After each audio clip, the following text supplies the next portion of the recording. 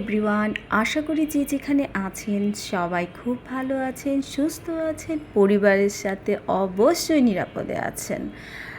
জীবনের প্রতিটা মুহূর্তে একটা কথাই মনে হয়, জীবন থেকে খুব বেশি কিছু কি চেয়েছিলাম? আমার তো মনে পড়ে না। যতটুকুই চেয়েছি একটু ভালো থাকা, সুখে থাকা, সবচেয়ে বড় কথা খুশিতে থাকা। কারণ আগামী দিনটা আমার জীবনে কী নিয়ে আসবে আমি কিন্তু জানি না। আমি চেষ্টা করি প্রতিটা মুহূর্ত নিজের মতো করে উপভোগ করতে, কিন্তু সবার সব চাওয়া তো সবসময় পূরণ হয় না। আর আমি সেটার সবচেয়ে বড় উদাহরণ।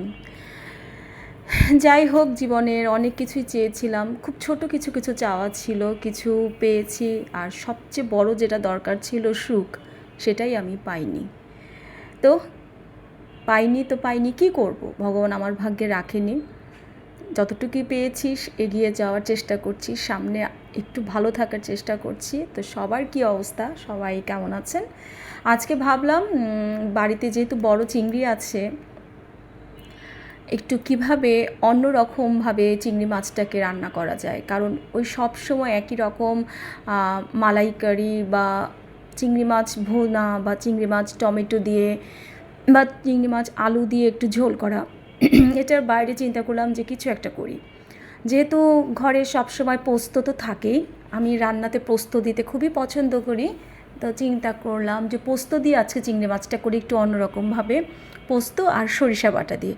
তো প্রথমে আমি চিংড়ি মাছগুলোকে ভালো মতো ধুয়ে নিয়েছি। আর ধোয়ার সময় অবশ্যই মাথার সামনের দিকে যে একটা ময়লার একটা আবরণ থাকে সেটা কিন্তু বের করে নিতে হবে, কারণ এটা দিয়ে খেতে কিন্তু তেমনটা ভালো লাগে না। ময়লা আবরণটা বের করে নিয়ে শুধুমাত্র ধুয়ে হলুদ লঙ্কা দিয়ে এবং লবণ দিয়ে মাছগুলোকে আমি ভেজে নিব।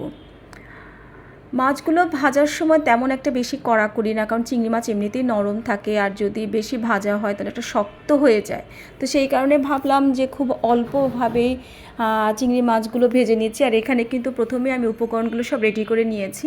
আমার সব গুছিয়ে কাজ করতে ভালো লাগে, সেই কারণে আমি হলুদ গুঁড়ো, লঙ্কা গুঁড়ো, আদা বাটা, রসুন বাটা, তারপরে হচ্ছে গরম মশলা, সব কিছু, একটু জিরের গুঁড়ো দিব, সব কিছু রেডি করে নিয়ে আর একটা বাটিতে অল্প জল দিয়ে আমি পোস্ত আর সরিষাটা আগে গুলে রেখেছি। কারণ এটা যদি একটু জলে বেশিক্ষণ ভিজিয়ে রাখা যায় তাহলে কিন্তু এটা সুন্দর মেল্ট হয় এবং তরকারিতে দেওয়ার পর কোনো দানা দানা ভাবটা মুখে আটকায় না।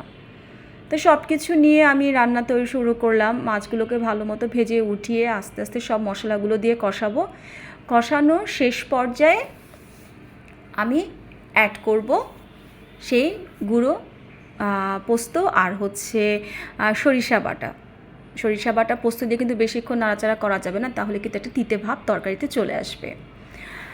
এই রান্নাটা আমি শিখেছি আমি যখন কলকাতায় গিয়েছিলাম। নিউ মার্কেটে কস্তুরি নামে একটা হোটেল আছে, আমি সেখান থেকে রান্নাটা শিখেছি। এখানে আরও একটা ওদের খুব ফেমাস রান্না আছে, সেটা হচ্ছে কচু পাতায় চিংড়ি মাছ। সেটা আরেকদিন শেয়ার করবো আপনাদের সাথে। আমার ছোট্ট রেসিপিটি শেয়ার করলাম, আশা করি ভালো লাগবে। ভালো লাগলে লাইক কমেন্ট শেয়ার করতে কিন্তু একদম ভুলবেন না। আর নতুন নতুন রান্নার রেসিপি থাকতে হবে কিন্তু আমার সাথে, মানে শুক্লার সাথে।